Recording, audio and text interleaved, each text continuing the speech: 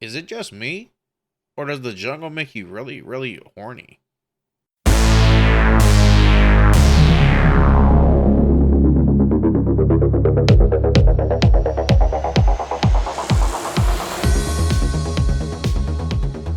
This is the Horrible Film School. Take a seat and slowly rip open your trapper keepers. I am Chris, and I'm here with Professor Hootie.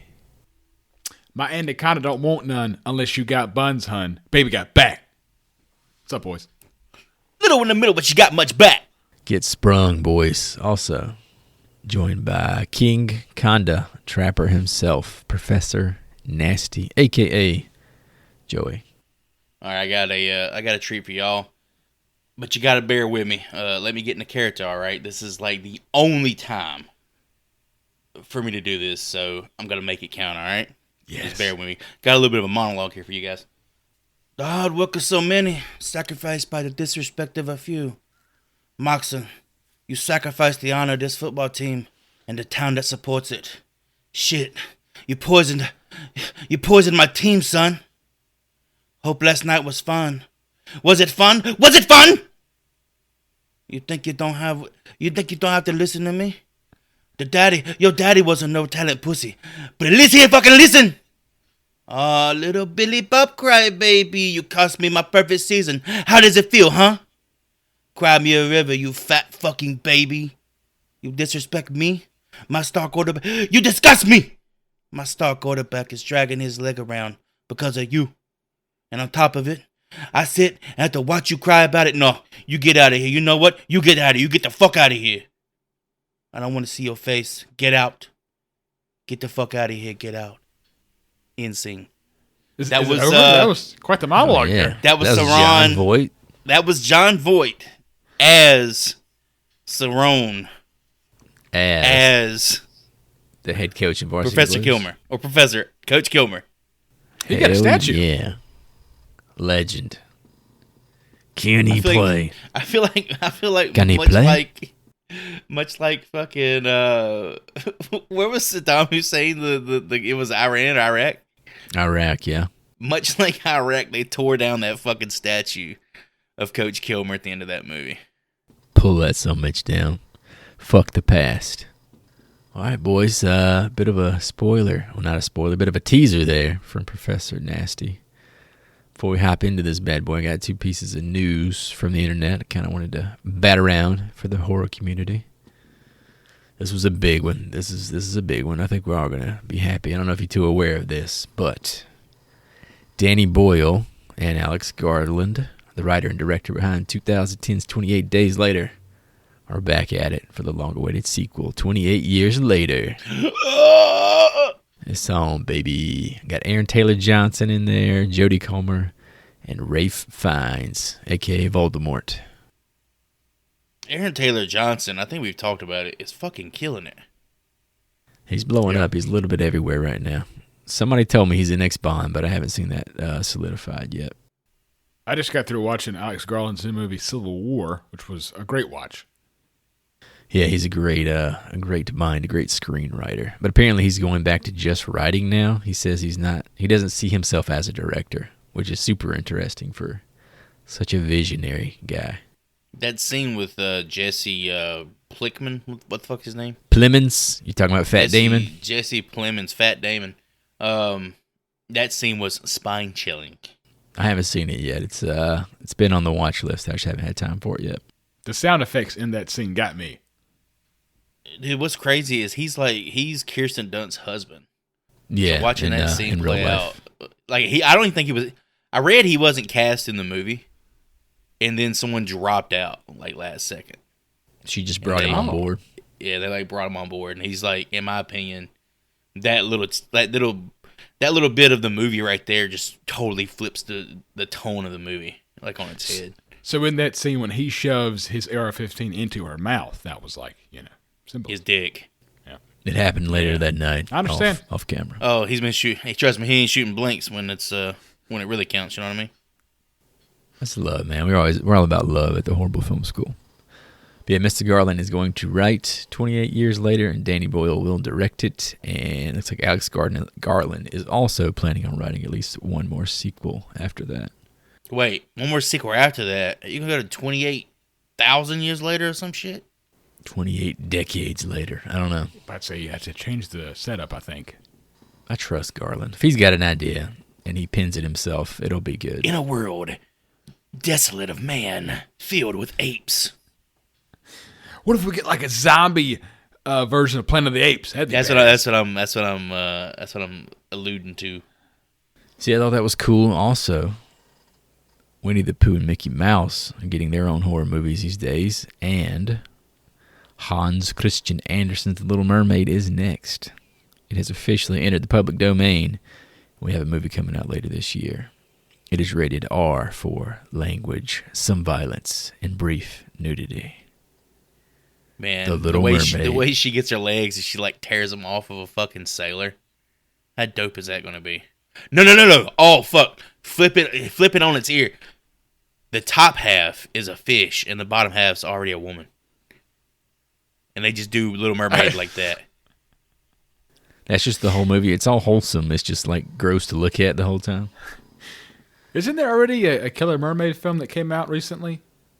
But yeah, this is official. This is The Little Mermaid, which, I mean, we have that influx of, like, was it Pooh, Blood and Honey or whatever? So there's going to be a love story as well involved. Yeah, I'm guaranteeing she's going to bite someone's genitalia off. It's got to be like a cautionary tale about loving. Yeah, it's got to be a cautionary tale about fucking fish. About loving aquatic animals? Yeah, about sticking your dick in a fucking fish's gaping mouth. Watch The Shape of Water as a prequel. Without further ado, we're going to talk about today's assignment. 1997's Anaconda. Today's lesson: you can't scream if you can't breathe. Literally everybody fucking screams when they're inside the snake. Yeah, there's a lot of shouting. There's a lot gasps. of fucking shouting inside the snake when they're being constricted. There's a lot of, shit. So the tagline of the movie is a fucking lie. We'll get into it. There's one that I know doesn't scream because he's a man. Well, I mean, they're definitely like playing off of Alien, right? They're like, new horror. This is Alien, but set in the jungle. Oh, this is Jaws. The Amazon. You're trapped in here with this This animal. is Jaws and Jurassic Park in the fucking jungle. All right. This was my pick because what I remember of this film, I loved it as a child. But before we hop into the film, which we're about to do right now, got to send some love to our audience out there for showing us a lot of appreciation on Instagram. We've got a lot of traction there recently. We appreciate it. So without further ado, let's hop into what that same audience thought of Anaconda from 1997. First up, from someone named Fish Eater 4431 from 2007, titled Snakes Lose the Will to Live. From the beginning, the film does not promise anything. Another attempt at Jaws, just with another animal. This time, it's the snake's turn. Lack of a storyline really kicks this film in the nuts from the beginning. The CGI then beats them all over again, and they're black and blue. The snakes just look so fake, you're too busy laughing at them to realize they're squeezing characters to death. John Voight plays the disruptor of equilibrium, and the only bearable character in the film. That's a hot take. Jennifer Lopez, on the other hand, reinforces her ability not to act. Yes, this film will give you thrills, but you're more likely to be laughing more than hiding behind the sofa. Anaconda is a case in which the sequel is actually better in every department. If you're going to rent it, then rent a backup film to help remove all the knowledge of this film in your mind. 2 out of 10 stars. So apparently you watched the sequel to this movie, right? Like, I did. In preparation. I did. For reviewing this. Like, what did you think? I really liked it. I'm not gonna lie. I can't even front. Like, you liked it in the sense that, man, this is just like one of those shit tier movies, but it's so fun to watch. Or Well, it actually got a theater release, and it made money. I think it was made on $25 million, and it made $65 million. So how did it get a theatrical release? Like, who was it? Morris Chestnut or somebody? Morris Chestnut. Wasn't he like the star attraction? Well, and it was Morris Chestnut and the sidekick from Tears of the Sun. I don't remember the guy's name, but he's the main jungle guy. The CGI is just as bad, but the story actually, this sounds really dumb. The story makes sense more than this film makes sense. Well, they're hunting for the blood orchid, right? Right. And how the characters interact, there's more. I could see that happening than this film. There's some dumb shit in this film. Really? The sequel, and this might be one of the biggest strengths, is it gives because anacondas are not this big in real life. I think we all realize that. But the sequel tells you that the blood orchid is where all these anacondas in the Amazon live, and they're eating these blood orchids, and it makes them live longer, which in turn makes them grow bigger. And that's why there's these. How are these motherfuckers growing at all when they don't even eat? Well, they throw up everything they fucking eat in this movie. Well, that's also true, yeah. They re-eat that shit, man. Don't you eat leftovers? I don't throw it up before I swallow it. Some of us got to fit in our skinny jeans. Next up, from Brandon Hanna, 2008. These are pretty close together. AKA fish fucker, as opposed to fish sucker. Fish eater and fish fucker. Titled, Damn, That's a Big Snake. The funny thing about Anaconda is that it's your normal horror film, but it is set in the Amazon with a really big snake as the killer instead of the normal man in a mask. They might have lured J-Lo and John Voight this way. I say that because if asked to be in a slasher flick, they might have said no. Anaconda is a slasher flick. Think about it. The characters are established and you know what they're doing. We even get a little love romance between Jennifer and Eric Stoltz. Does this sound like a horror film? ? Bam! The snake starts picking them off one by one. End of story. Anaconda is a slasher film that changed things up a bit. Hey, it's still pretty good. 7 out of 10 stars. Book, yeah. I mean, I appreciate the take. It's not gonna say I agree or understand the logical flow there, but I appreciate the mid take. Going to have to chisel Leatherface's fucking motif out of the goddamn Mount Rushmore of slasher. Put the Conda in there. Put the fucking Conda in there. Like a snake. We'll put the Conda in there right next to the fucking deep blue sea shark. Is this on the Mount Rushmore of horror animal villains? All right. First is Jaws. Jaws is on there. What was the nickname for the shark? It had a nickname. Bruce. Is the xenomorph considered? No, because it's a fictitious animal. Okay. This is how for this it has to be actual animals that exist. So Predator. You have the T-Rex from Jurassic Park, right? Yeah, that's not horror though. Is that wait? Jurassic Park isn't fucking horror. Is that real? First of all, if Jurassic Park isn't horror, then this isn't horror. I would argue that. Well, I would say that the dinosaurs don't have motive like this snake seems to have. No, a snake's got a lot of motive. He's got motive. This snake is pissed. What's his fucking motive? The T-Rex is just hungry. They blew up my den with dynamite. Now I gotta get fucking no. Before then, they were getting like vengeance, right? All right, we'll get into it. The movie opens with they're attacking like poachers. I don't fucking know. But in my opinion, T-Rex. If you believe dinosaurs actually exist, which there's a pretty big faction of people if you don't believe. Oh, if you don't. So then, we got the T-Rex, right? I don't know what to tell you. We got the T-Rex. We got we got Jaws, Bruce from Jaws. You know you're gonna put the Conda on there, bro. Quit playing. No, the Conda's not on there. However, in third place, in my opinion, Lake Placid. We got the gorillas from Congo. So Congo's a horror film. Oh, Congo's a horror film, baby. We can review it. If this movie's a horror film, Congo's a horror film. Yes. And I guess who would be the fourth? If we ever do a live show, we're doing Congo. Just so you two know. The cocaine bear. I'm gonna put Scar on there from The Lion King.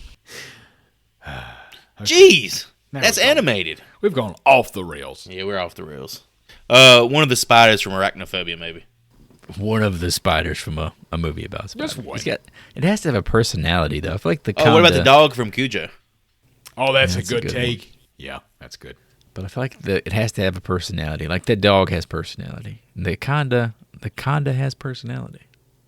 For some reason, I'm just thinking like I think about in terms of animal horror. I'm just thinking 90s movies. That's kind of like the boom. I'm thinking Lake Placid. Nobody said Lake Placid. Lake Oh, fucking Yeah, you Placid, can't put baby. that. All right. You got the monkeys from Congo, the apes from Congo. You got T-Rex. You got Bruce from Jaws, and you got Betty White. just Betty As the White. fourth. It's just Betty White's face. She's in the Hall of Fame. If I had a dick, this be the part where I tell you to suck it. That's a line from that movie. I did not realize that. R.I.P. Betty. So Anaconda was directed by Luis Lalosa, who you may know God from. almighty. Is that not right? You just don't pronounce one of the L's. Yosa. Losa? In Spanish, the two L's make a Y sound. Fuck's Luis sake. Yosa. I fucking hate these Spanish bullshit. No, it's so good. But what's his deal? What did he do? I'm fucking backing up. Fuck you, George. No. Let's keep going. You son of a bitch. Let's keep going. Anaconda is directed by Luis Losa, who you may know from The Specialist, which is a Sylvester Stallone Sharon Stone flick, and Sniper, which spawned, I think, we're up to 5 sequels. 1993, consummate fucking cable movie with Billy Zane. Never knew what this movie was called. Only ever saw it 5 minutes at a time. See, when I think Sniper, I think Tom Berenger. I don't think Billy Zane. Billy Zane and that damn do-rag, man, that's just the first image that comes to my mind. That's the Titanic guy. What the fuck is he doing on TBS at 2 o'clock in the morning? What is he with? Why is he with Berenger? So how'd this guy bag this job? $45 million budget, right?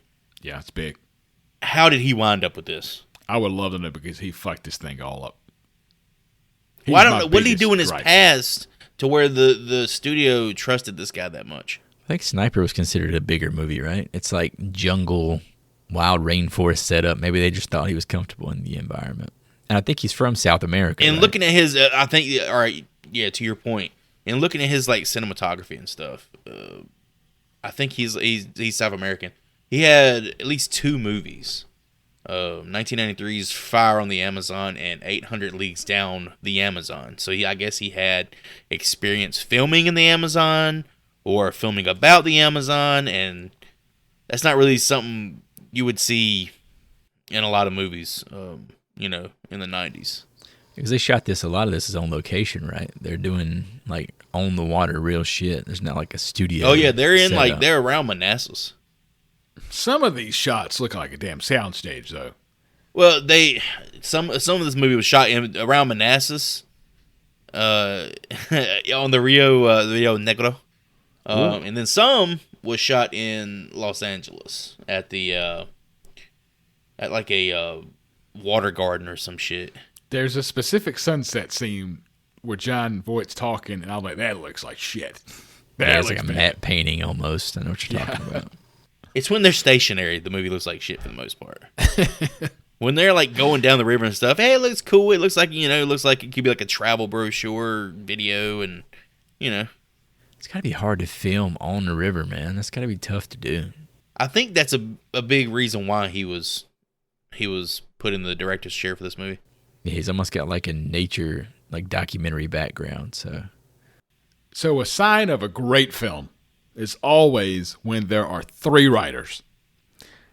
The first pair of this trio is Jack Epps Jr. and Jim Cash, who are like a tag team writing crew who wrote Dick Tracy and Top Gun 1 and Top Gun Maverick. So they're very He successful. wrote Maverick. Yeah. Shit. I think they just get credit for I characters think the created characters. by. Yeah. Oh, I don't think sorry. they wrote it Okay. because I think they're dead. Both of them are dead? Yeah, unless they wrote this like post-humorous. No. What do you call it, Chris? Posthumous. Post. Normally I'm the Posthumous. one. Posthumous. See, that's what happens when I try to use words that are too big for my brain. I read it one time. I never said it out loud. Posthumous. But yeah, they wrote Top Gun. That's a big fucking deal, man. It's iconic. Tony Scott classic. Can't say they necessarily put the memorable characters into this script, but they've created a bit of American culture. They tried. And the third writer is Hans Bier. Hopefully that's correct. And he had written Titan AE and The Highwaymen, which I think is a horror film. Fuck is Titan AE? Titan A. You remember that that? animated Is that movie? an animated movie? How with you Matt get an Damon? animated movie? Well, he did. What do you mean? I don't know how to tell you. The What characters do have you to mean? speak. What do you mean? He wrote the fucking animated movie? He has to write the actions and the dialogue. Jesus. You know, any script can be made into an animated movie, right? Oh, I guess. You could make this an animated movie. Oh my god, dude! I can't wait till it's just all fucking AI writing animated movies and shit. Imagine Anaconda as an animated movie. It'd be fucking awesome. It would definitely look better. But yeah, it's true. But apparently, Jack and Jim wrote the script, and then Hans came in on the back end and quote touched it up. Oh, that's no good. Look here, the snake. The snake no good. I don't know what that means, but That's how Germans talk. He's German? Yeah, Hans is German. That's a German name. That's a German name. That doesn't mean he's a German man. Ain't no way your mama would have named you Hans. What the hell you know about my mama, boy? Ain't no Hans coming in there. Yo, dog, you gotta fucking change your script, bro. so I got a lot for the behind the scenes of this film. So I was gonna let you two go first, and whatever you don't say, I'll just clean up on the back end. Let me touch on one part of the crew. It's not like a huge note. However, I really think this person contributed a lot to how the movie actually looks and why it looks the way it does. Bill Butler, the cinematographer for the movie, he worked on Child's Play, or he was the cinematographer for Child's Play, as well as, more importantly, Jaws. Oh, A lot of these, like, first Big. person perspective, or first, these shots where it insinuates that you're looking at it, the perspective of the snake itself. You see the same sort of shit in Child's Play when you have the good guy doll Chucky, and then you have Bruce doing his thing under the water, looking that's at a hell girls, of a get. looking at girls' taints. You can't really say it's ripping it off if this is the original. No, I'm not artist. saying. I didn't say rip off at all. No. Just saying, in retrospect, I'm sure some people probably were of that mindset. But if it was his creation, then it's not even an homage. It's literally just a guy doing what he does. I think that's the reason the guy was hired, is because this movie did want to. It's Jaws with a shark, or Jaws with a snake. Oh yeah, man, that guy's gonna catch those chicks ad nauseum. Can't blame him for that. But I know we talked about the budget already, $45 million. So go ahead and get the big surprise out of the way. This bad boy made $136.8 million at the box office. Banger. Which led to what? 4 sequels, That's a fuck ton. including I stopped at 2. straight to TV, Sci-fi. Lake Placid versus Anaconda. That's in the same universe. Jesus Say Christ. Anaconda and Lake Placid are in the same universe. So at this point, Oliver Platt and Bill Pulliam and Betty White are out there, tracking a fucking gator. Watch that kinda. In Kong versus Godzilla or whatever film those type films, one of them always turns into somewhat of a good guy, good character. Which of the Anaconda, Lake Placid alligator turns into the good guy? There's got to be a third animal that's more power, or the third, member who's more powerful than both, that are trying to do something devious. That's when Bruce shows up. They got to unite to fight. I got you. I feel like it's got to be the gator though, because it's got to be something more human-like. And between the two, the gator is more human-like than the damn anaconda. Dude, there's no fucking way. It's got arms and legs. In the Amazon, anacondas eat fucking gators. I'm just saying, which one are we going to root for? Oh, which one are we going to root for? You root for Kong because he's more like you, right? Like naturally. No!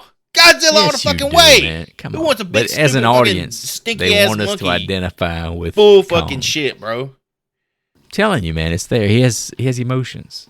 There is Weak ass King Kong, bro. This has cultivated something from Anaconda 2 where the main guy jumps in the water to save one of the women and you think it's an anaconda, but it's a crocodile. And this dude wrestles a crocodile in the water and stabs it to death. Hell yeah. Stabs a crocodile to death. That's the realism I'm Crikey. talking about, Joy. Okay? That's that Yeah, real that's- shit. They killed a real crocodile. Man, That's that fucking soft movie. white underbelly, bro. But yeah, speaking to the money, the CGI for the Anacondas cost $100,000 per second. I saw that. That's wild if it's true. I don't think it's true. No, that's right. Yeah, I didn't know if they didn't verify that fact, but it was out there on the internets. Speaking of the condas, the two large snakes in the film were mainly animatronic. There was a 40-foot, 5,000-pound, referred to as the Queen, and a 25-foot, 1,500-pound, referred to as Warrior. That's some big fucking robots. Did they get wet? That's what I wondered. Like, how do they work with the water? I think only part of the snake was actually like submerged at those points, and I'm sure they did have some sort of protective like layer. It had to be fun to puppeteer these some bitches though. Biggest negative about it is how un-Anaconda like the actual puppets The looked, face or the of the animatronics snake. looked. Like the eyes are totally wrong; they're in the wrong position. Yeah, they were trying to make it more like devious. That was the idea behind more, the more of design. like more almost like feline, like like with the slit eyes and all that shit. Yeah, you see these snakes at a zoo or something. They look pretty blah in the face. Like they have no interest in you. I remember going to the North Carolina Zoo when I was a kid after watching Anaconda and seeing the Anaconda there and just being like, that looks nothing like Anaconda. John Voight could take you right out, pal. This one's small. Fix it. I also had a few more notes here. I thought this was pretty funny. This movie won 2 Stinkers Bad Movie Awards, including Worst Supporting Actor and Worst Fake Accent for John Voight. It's a very polarizing character here. This fucking guy. He's swinging. In my opinion, literally about the only reason to go see the movie. Yeah, I'm not going to deviate too far from that opinion. Here's another kind of interesting fact. Roger Ebert awarded this movie 3.5 out of 4 stars. He called it a slick, scary, funny creature feature. Beautifully photographed and splendidly acted in high adventure style. That's fucking impressive. Splendidly acted. This over 3.5 out of 4. Roger Ebert. I think Luis Lalosa like had the fucking cartel holding this guy at gunpoint. Beautifully photographed, right? That's wild. Yes. Yeah, I mean, wins these fucking awards. It's like golden raspberries, how shitty it is. And then you got like America's critics saying, this is fucking a beautifully shot creature feature. This is cinema. High adventure, baby. See, we're talking all this shit about the Razzies and stuff. I think this book or this movie was actually in a book about the Razzie Awards titled "The 100 best bad movies or most watchable bad movies" or some shit like that. I think that moniker is pretty popular amongst the fans of the movie. Definitely one of those movies that lived on in VHS and home video, especially like at our home. This was literally like a rotation, like a once a week movie for like 2 years, it seemed like. I remember our mom at one point was like, I don't want to watch fucking Anacondas again, Joy. I don't want to see Ice Cube and that little ass pocket knife one more fucking time. Let's watch Friday After Next. He whips that thing out like it's a damn Rambo knife. I want to kill that motherfucker with this. Hey, J-Lo. If I have to see Owen Wilson's broken ass nose one more time, I'm going to throw you off the top of this fucking trailer. Well, let's just watch Armageddon again, I guess. That's his signature nose, Joy. Signature. But yeah, speaking of Mr. Cube, here's my last note here. 10 years after the movie came out in theaters, Ice Cube released his own director's cut. It was called Iced Anaconda. It uses only footage that he shot while acting as the cameraman on the original film. I couldn't find it anywhere. I looked. They I said couldn't it's either. a 10-minute long film. They said it's the best snake film since Anaconda, Empire Magazine did, giving it 4 stars.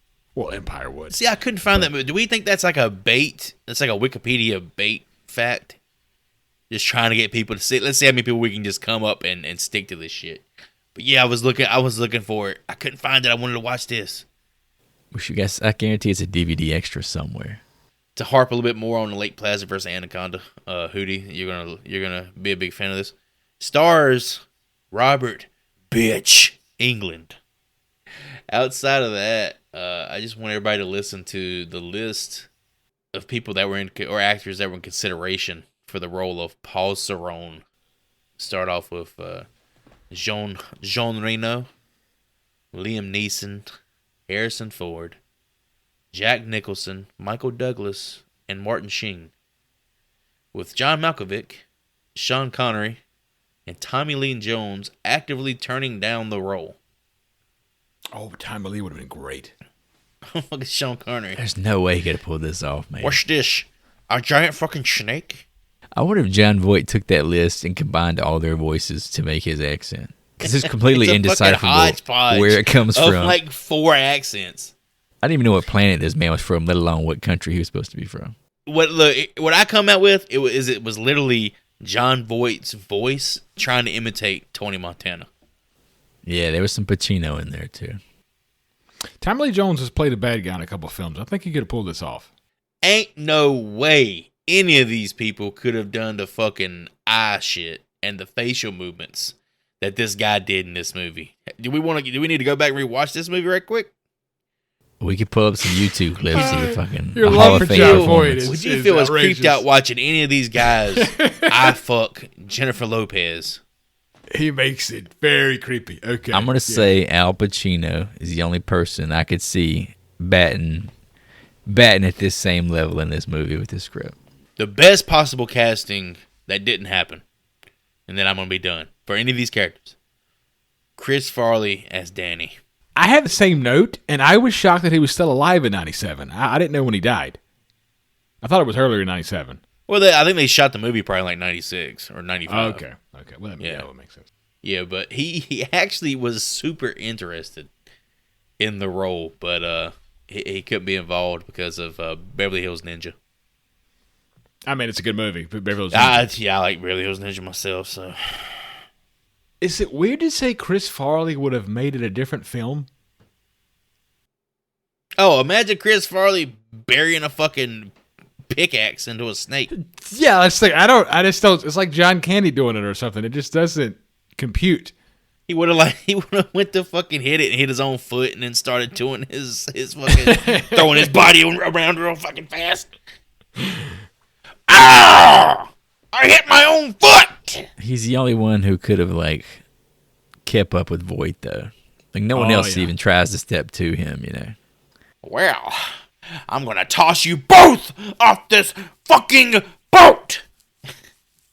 Westridge tries to hold his own, but even he falls short. So I did a little bit of a deep dive on anacondas because of this film. Because of just how ridiculous they are in this film. It's to Joey's point, they look nothing like a real anaconda. Their eyes are all fucked up. They're too damn big. So a couple tidbits here. The green anaconda is the largest snake and the second longest snake in the world. The longest snake is the reticulated python found in Asia. And that thing can grow as big as 22 feet. An anaconda can only grow up to 20 feet. I think you made a mistake there. It's actually the third longest snake behind Ice Cube's fat cock. How about that? Hey, right. Good for you. Straight out of Compton. I'll have some tea with that. Up next, let's see. The anacondas in this film are seen hunting in daylight and being able to move from water to land with ease. In real life, anacondas are nocturnal animals and spend most of their lives in water. They are fast swimmers, but cumbersome on land. Yeah, they move too damn fast in this movie, especially for their size. It's like Joey when he saw Godzilla sprinting. It's just not... It just doesn't look right. That fucking ruined that franchise for me. So I'm trying to block that out. So Full you bring it up. speed It's kind of Godzilla. like PTSD. So I appreciate we didn't bring that up. Godzilla pumping his arms to go faster. Literally fucking sprinting. Godzilla. If you watch Shin Godzilla, they're literally pulling this motherfucker along on a string. Yeah, it then takes you go him to like a this month shit. to get down a street in that movie. I'm not a Godzilla person, but I saw the trailer. He ain't never ran. In 40 fucking movies, he's never ran. I saw the trailer to where Kong runs up beside Godzilla, and they're Yeah, both that's just it. fucking doing T2. That's his shot. Me and Joey went to a movie and that trailer came up. He said, "What the fuck was that?" Oh. I got pissed, man. What did I miss? He said, "Nothing. Fucking Godzilla running." All right, My last note here. During multiple scenes, the controls for the animatronic Anaconda shorted out, causing it to completely lose control and damage the set. Some footage is actually included in the film. And furthermore, during an interview on the Rich Eisen show, this was in 2017 for the 20-year anniversary. It's on YouTube. Ice Cube talks about Anaconda because it's been 20 years. And he said that people were scared on set of the snake because they couldn't control the damn thing, and it would just wig out and just literally destroy shit. And that the little engineer couldn't decide where the fuck it would go. And it would smack somebody in the head. It would like take out a fucking window. So It's like a haunted little robotic there. Well, the fact the snake did all that and was like uncontrollable kind of plays into how the snake was portrayed in the movie, right? Like in the CGI scenes. I think it works. Like this dude is like, I think it works too because it's moving at like an unfathomable speed for something so fucking large. I love when they do the close-ups on the snake and it's like whipping his head around like you heard someone fart or something. Like what, somebody falls in the water, motherfucker pops his head out. Just, What's up, motherfucker? Oh, Hey, the this snake whipping the had head personality, shit is awesome. man. Oh my god. The snake was in the top 3 actors in the entire movie, for sure. I wanted to see him like on his like days off, like just chilling at his house or whatever. Smoking a instead cig. of chasing Owen Wilson and shit through the jungle. All right. If that's all we got, we're going to get it at it. God, this is going to be awesome. Take my gear out to the pilot house. I'm not your bloody poodle. What are you saying? How dare you presume to order me about? Presume. How you like I presume to throw you in the river? You like that, presume? Huh? Take it upstairs. Thank you. Everyone else, don't move. We open with a poacher in the middle of the Amazon River, signaling help on his CB radio, but receiving nothing in return. The poacher is played by Danny Trejo, who we may know from Predators, Machete, and From Dusk Till Dawn. Don't forget Spy Kids. Go ahead, have fun. He plays baby. Machete. Plays Machete on Spy Kids as well. There's 400 credits. I was good to you, Mikey. The poacher is being chased by something big, so he decides to take his own life with a revolver instead. We then find Terry, who is a director, and Dr. Stephen Cale putting together an expedition to go deep into the Amazon in search of an ancient tribe to make a documentary about said tribe. Terry is played by Jennifer Lopez, and Dr. Stephen Cale is played by Eric Stoltz.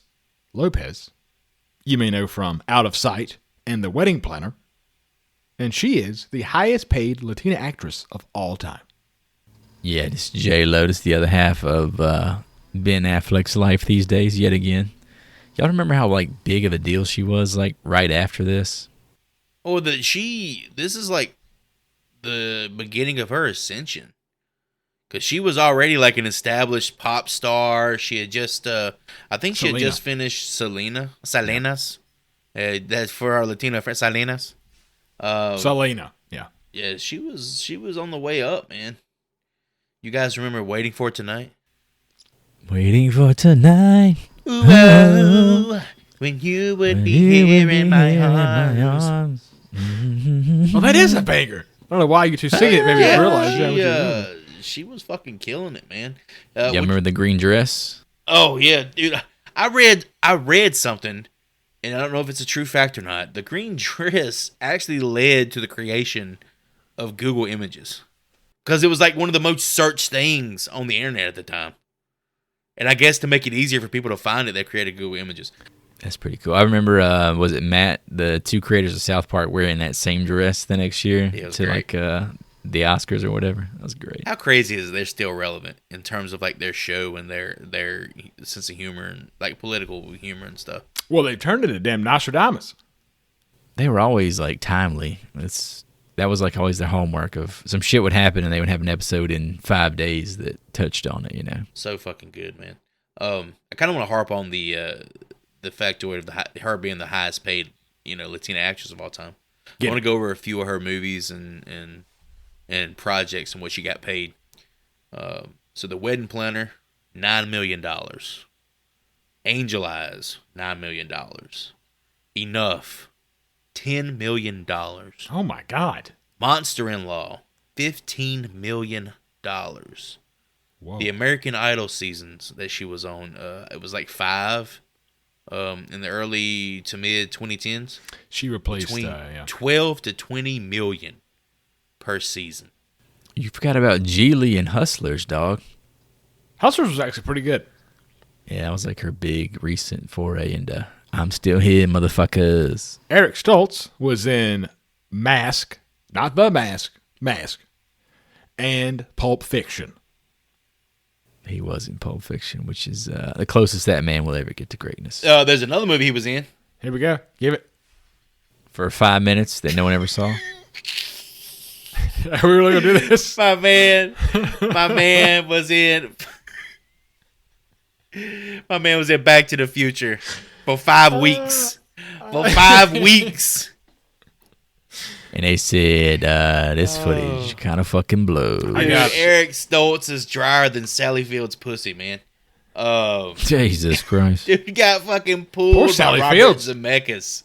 Just didn't have the comedic charm that everybody's favorite childish looking actor Michael J. Fox has. Man, boy. Is it just me, or does Eric Stoltz always come off like an asshole? He's just intense. He's always like stoic. Yes. You know? Yes. Trying to way too hard. Imagine how different his career could have been if he had pulled off Marty McFly, dude. It could have been him getting jacked off to in the stands by some dude in Teen Wolf. This is true. Yeah, just beating his meat at the end of Teen Wolf during the credit sequence. Remember that? This dude I just did not jacking remember off that in the at all. fucking stands, bro. Yeah, like there's that wide shot of the gym after they win the game, and there's one like an extra in the background who just pulls his fucking pants down. He's just got his fucking He dick got hanging. his dick flapping. He's literally doing a helicopter. no one He's saw doing a this. helicopter with his fucking hands like this, like he's washing something. He's fucking dick is Get on flapping. YouTube and watch the end of Teen Wolf. There's a guy off the top of the bleachers pulls his fucking dick out. I'm glad that we can give this to our audience for YouTube homework. That's a great fucking movie too. Holy hell. Teen Wolf's an all time baby. But there's no way he could have pulled that off because he didn't have that personality. And he's not a small guy. Michael J. Fox is so lovable just because of his size. He's a man boy. And He always was. he's very good at slapstick comedy. Where he's just likable. Like he just has a charisma about him. Yeah. He's got the hair, man. He's got that perfect 80s hair. He's the Fox. I got a note on Mr. Stoltz, though, which I found pretty Hey, interesting. let's hear it. After losing the role of Marty McFly to Mr. J. Fox, he later went on to play the title role in The Fly 2, where his character's name was also Martin. Marty's obviously short for Martin. So he went from playing Marty McFly to Martin the Fly. That's like a more you know type thing, and the fucking star shoots across the goddamn screen. I mean, to not completely doo-doo in this guy's face, there's no way Michael J. Fox pulls off the role he does in Pulp Fiction. So there you go. We did talk about him playing old shovel face Rocky Dennis, right? Mask, yes. Okay, just making sure he's always gonna be fucking Mask, always. We all want Sam Elliott as a surrogate dad too. So I feel for you, Rocky. Can we backpedal for like just a second? There's something I want to talk about in one of these previous scenes. When Danny Trejo is being stalked by this fucking snake. Pops to the floorboard. Oh yes. Pops the fucking floorboard.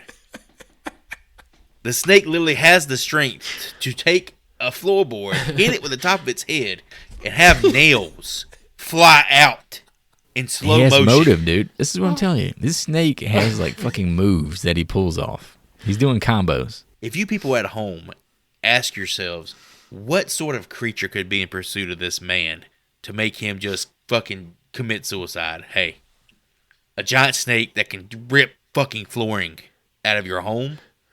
A snake with a nail gun? I'm fucking done too. That would be I'm like a tapping out. spider lifting the couch you're sitting on. That's a good point, yeah. Just imagine it.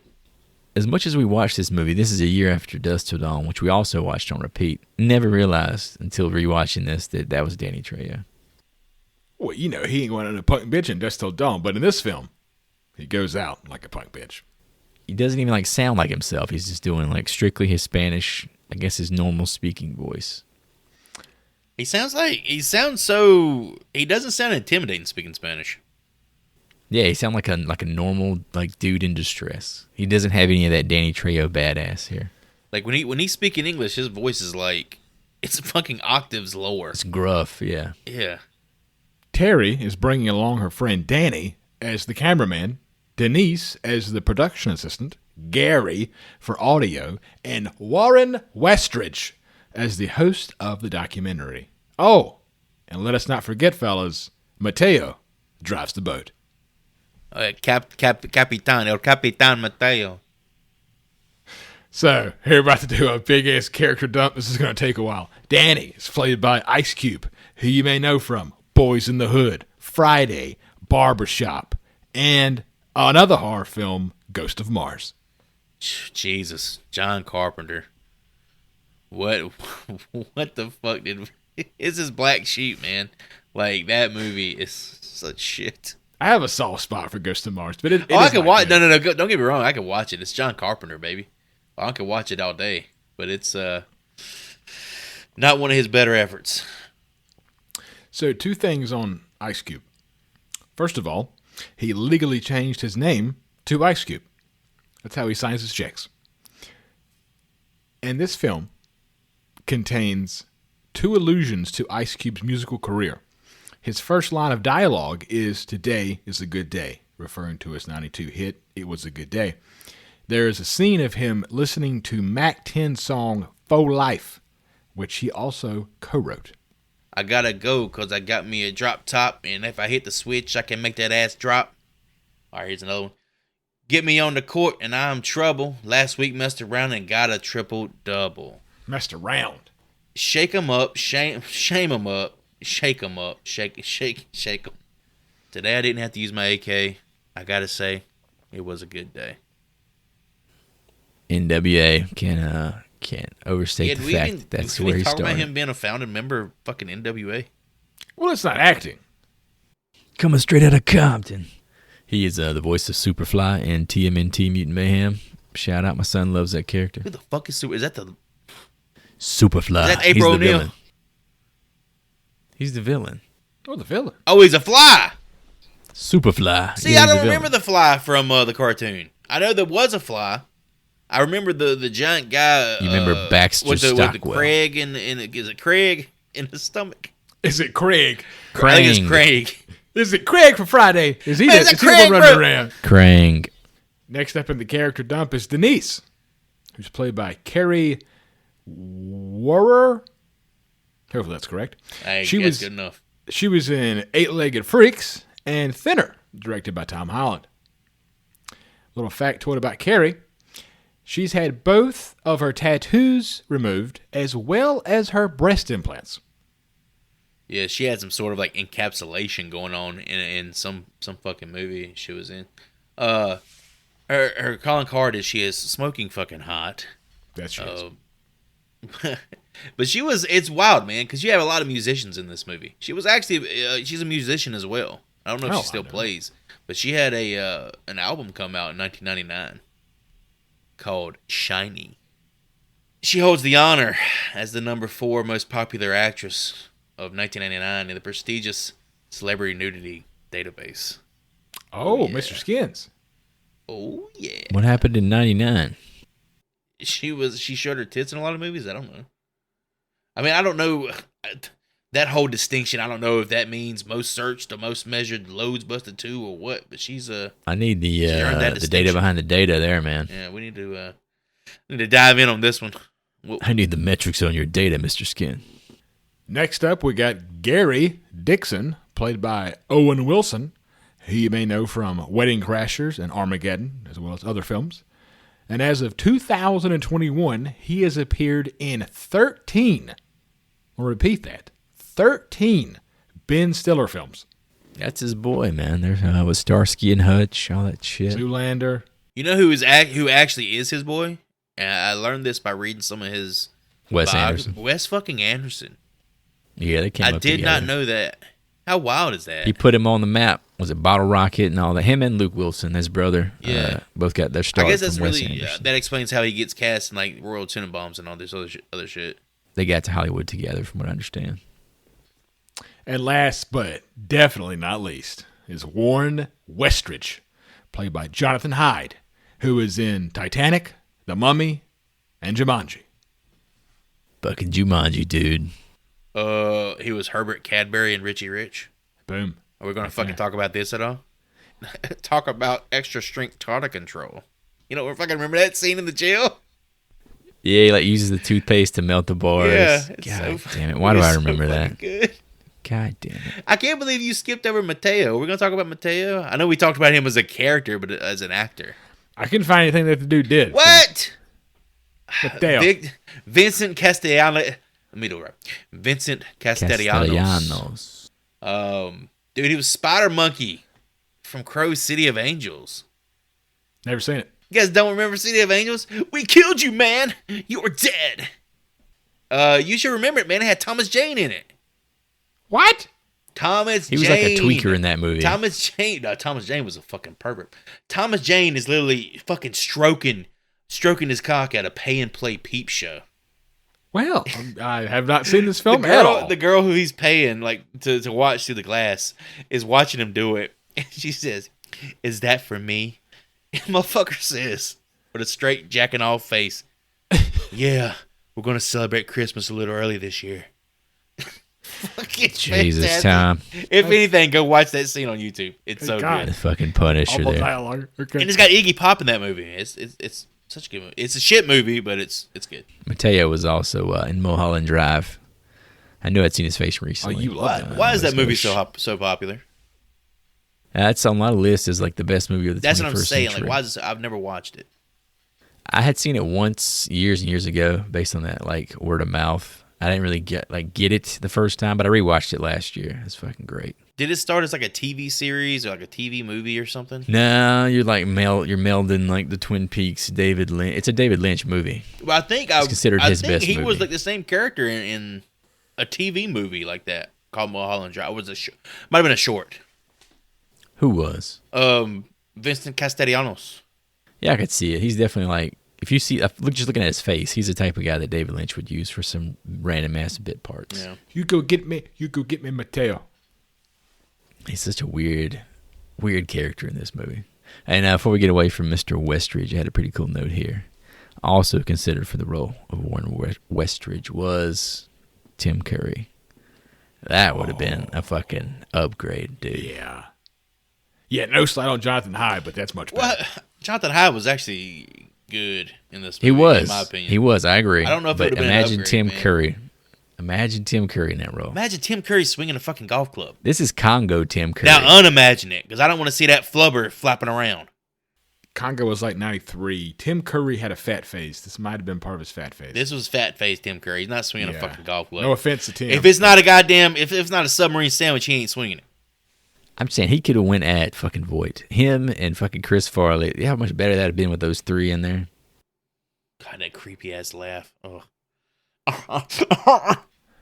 The crew officially set out and take on the jungle for the documentary. However, in the middle of a rainstorm shortly downriver, the crew save a helpless fisherman named, you guessed it, Ceron. Paul said on. Ceron. Paul Ceron is played by Jean Voight, who you may know from Deliverance, National Treasure, Mission Impossible, or any other film that comes to mind. Midnight Cowboys, son. Yeah, go over the nerd shit that he was in, Chris, that everybody likes him for. I'm just going to throw Midnight Cowboy out there. That's considered like where he became known as an actor. And Deliverance is one of his Deliverance is nerd shit. big breakout roles. Well, his big breakout role for me was as Coach Klein in Varsity Blues, as he's already, heard earlier in the movie. For us millennials, yeah. But really, in my opinion, this fucking movie don't even start till we meet Paul Cerrone. This is the catalyst for the next, I don't know, what is it, hour? I could just Well, see we Hour have to see. 15. It's pretty Hour quick 15. we get to him. He literally leaps into the movie. Joey pops in the VHS is like, can I just fast forward to Cerrone? Just fast forward on this bullshit. Where's the scene selection on this VHS to get to fucking... When does the fire start? This dude's on the fucking boat. You can hear it. There's a fucking thunderstorm that just comes out of nowhere. Like, Yeah, right? out of nowhere. The way the movie plays out, there's a scene going on, and all of a sudden it's a lightning strike, and then we're in a fucking torrential downpour. He's on the boat, and he's cultivated this accent. We've already talked about it a little bit. This accent that is literally a bastardization of like 4 different accents just mushed together. He said, "Help! Save me! I'm stranded." He's not on even the fucking close. boat, dude. That's not even close to what he sounded like. My boat is stranded in the root. He's off camera saying this shit, and you're like, I have no idea what this person's going to look like based on how they sound. Oh, it's so wild, man. It's just an amalgamation of shit. What's the Marlon Brando film with Val Kilmer? Dr. Moreau. The Island of Dr. Marlon Moreau. Brando has some weird accent in that film. And I feel like John Voight is trying to grab something from that performance. It's considered Brando's worst film, maybe of all time. And it just sounds like John Voight watched it. I was like, oh, I gotta do that. There's a lot of Scarface in there too, though. He definitely had to been watching some Pacino. It's hard to nail down like exactly what he was going for, but I've heard people say the Montoya character from Princess Bride. Oh, you're talking about Inigo Montoya? Yeah. I just watched Princess Bride again last week. Shout out to Chris Sarandon. But if you guys don't mind, I wanna talk about John Voight a little bit more. In my opinion, can't get enough of John Voight. I got the black lung, pop. Dude, I did not realize just how famous and impactful his family is outside of him being Angelina Jolie's dad. Yeah, that's a big one. Yeah, he has 2 brothers, right? One's a volcanologist that predicted the eruption of Mount St. Helens back in 1980. And the other is a guy named Wes Voight, a.k.a. Chip Taylor. The dude who wrote the song Wild Thing. Whoa, That was made famous. That made famous by the Trogs and Jimi Hendrix. And his dad was a professional fucking golfer. Wow. Yeah. Talent, baby. The dude's Talent out family the is wazoo. like, and I think he has like an uncle or something, or grandpa, who's like a founding member of a communist party or some shit. The dude he has a lot of shit going on. His Thanksgiving parties are fucking wild. And he has like 20 different accents he perfected and for the single role. So it's all fucking time. awesome. Hey, cherry on top. Talented, baby. Cherry on top. He's an avid Trump supporter. How about that? That's I don't great. fucking doubt Oh, that. baby. I bet Paul Cerrone would be too. To John Voight's credit for this film, this is a pretty big credit. He never drops the accent. Does he ever pick it up though? That's a real fucking question. That's true as well. He never stopped doing whatever he was doing. Whatever it I'll give him was. that. Thank the Lord for you. Thank the Lord. Dude, it's like we're up to this point, it's like we're watching a rec league basketball game. And in walks Dennis fucking Rodman, snatching 50 rebounds and making everyone else feel really uncomfortable and questioning their own sexuality. Cerrone informs the crew the following day that he was once practicing to be a priest, but decided to capture snakes in order to sell them to very rich men instead. It appears Mateo and Cerrone may know each other. This is one of the best lines right here. Fucking, he's talking about how he captures, like, his job is to capture snakes. I got snacks. Jennifer Lopez in one of her many lines where the camera cuts away right after she finishes what the fuck he says because she's terrible. Oh, a poacher. And it cuts to him and he's sitting there deadpan. Poaching is illegal. He's a fucking boss, man. He's always side-eyeing them, too. Like, he doesn't even turn his head. He just kind Oh, of... the face, it's the face, the faces he makes, the eyes he cuts at everybody. Literally just fucking slit-eyed and just...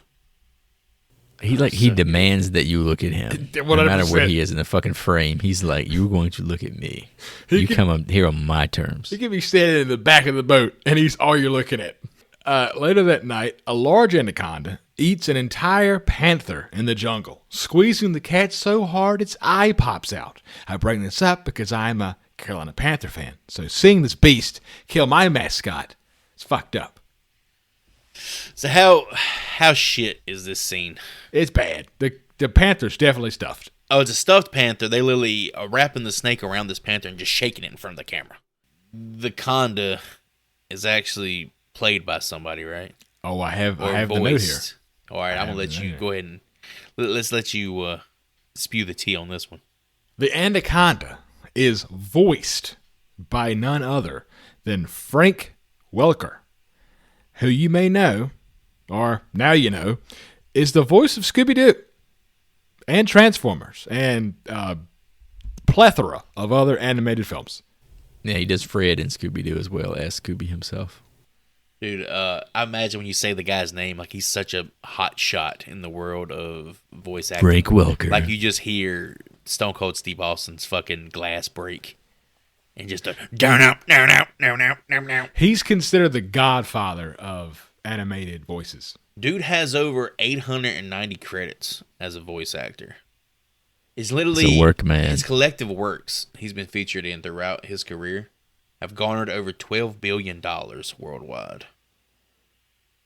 How fucking nuts is that? Dude, if there was a cartoon, TV series, or movie that needed voice work in like the last 50 plus years, this guy has either been in it or considered. For me, his most iconic role, and I really didn't think about how iconic it is until I actually read up on what he's worked on.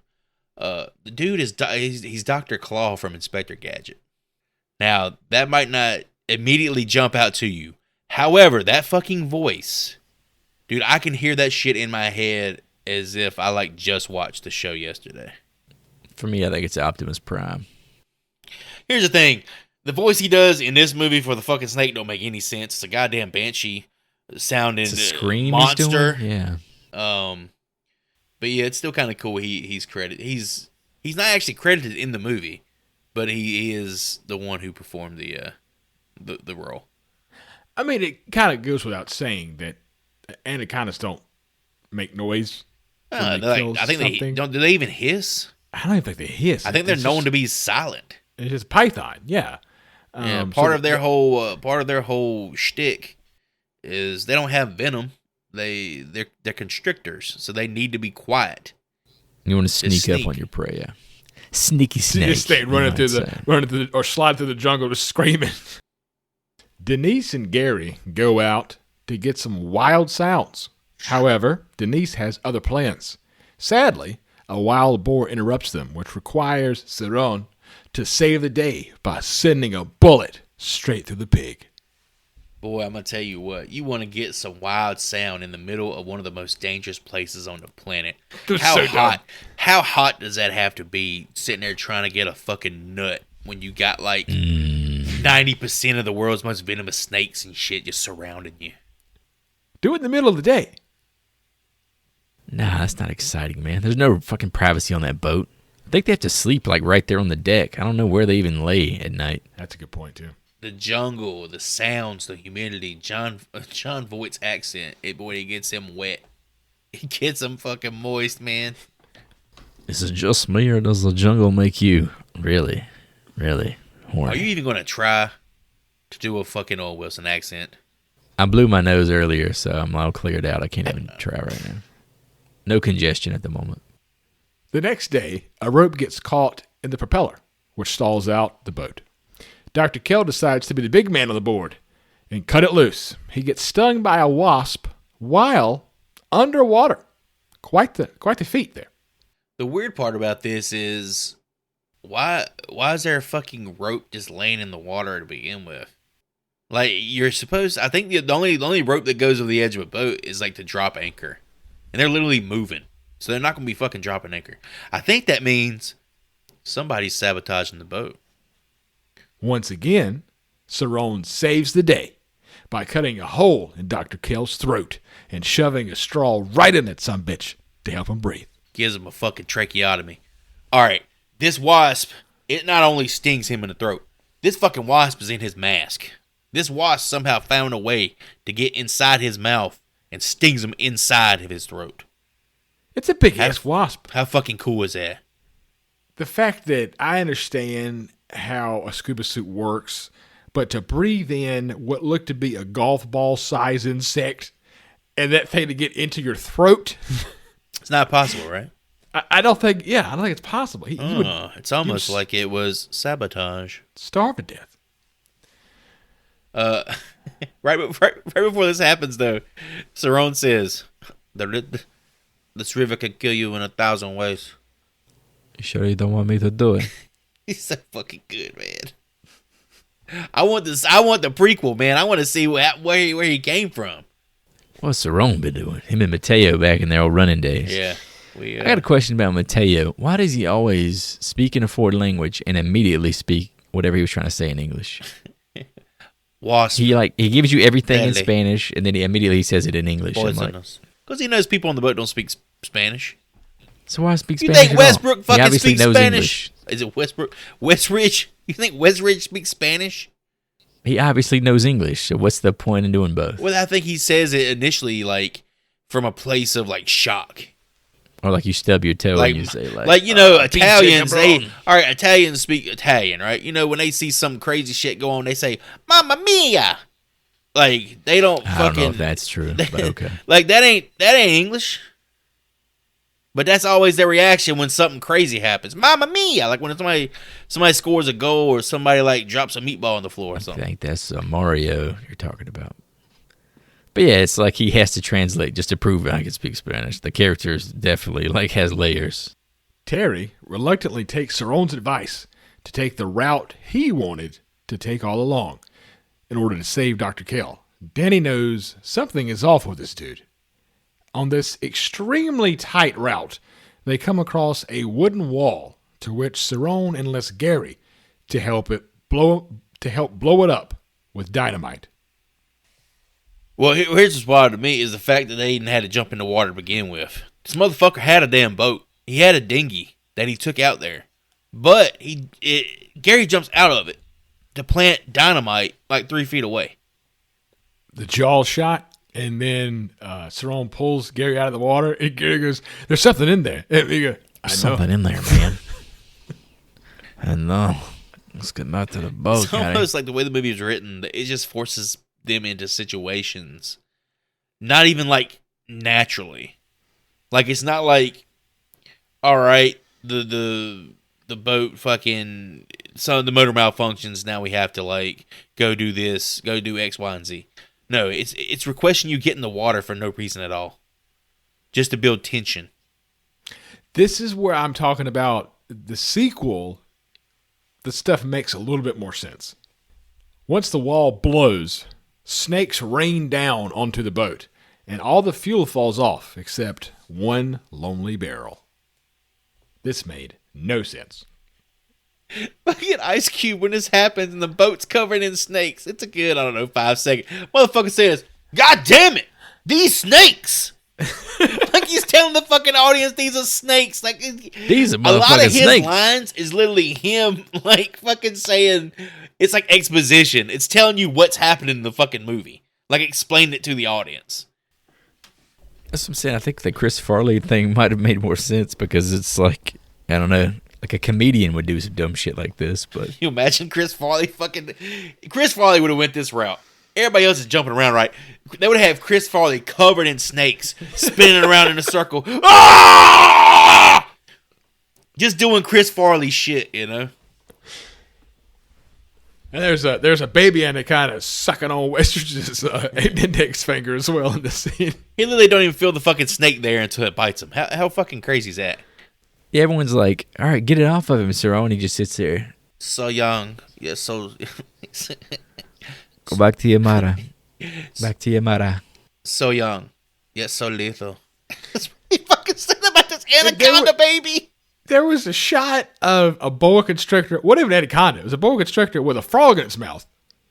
Yeah, I saw that one. That was a jump scare right there. That one's eating a fucking frog, man. very confused. You caught him in the middle of fucking dinner time when you blew your shit up. Here's my real hang up with this, right? All right, at this point, we know Cerrone is a poacher, and we have an inkling that he might be going after, the big prize. He might be going after, like, a big snake or some shit at this point. Like, we know he's got some sort of devious plan. Why the fuck isn't Cerrone scooping these younglings up by the armload and calling it a day? Like, he does understand the goddamn snakes is going to grow up. And you can just fucking sell these snakes. Yeah, he's going to have him $10 million instead of $1 million.